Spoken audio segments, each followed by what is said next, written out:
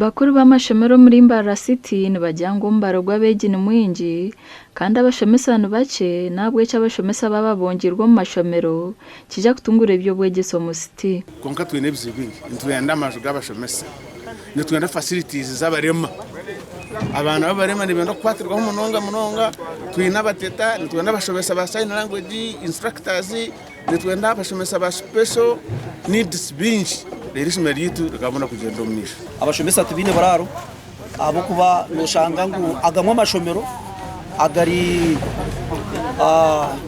agatari mu Central Business District hagati noshanga ngo abashomesa nabatambara long distances oza kushanga ngo agamwe garyo myanya etaraho na trading centers ezabana bakwasa kuzaho orada abashomesa bakwasa kuzaho bakapangisa babigambira mukorogo kwa intebe bishatabirnita no mashomera 22 Ogwakorwa hazabezera office za Kamukuzi division aho mu Ruboma. So tubetu inekizubu cyango munonga. Aterisi cyaba ho soro vudikace abana babemba shitamerana. Amuna ne. Yine ho kushitama.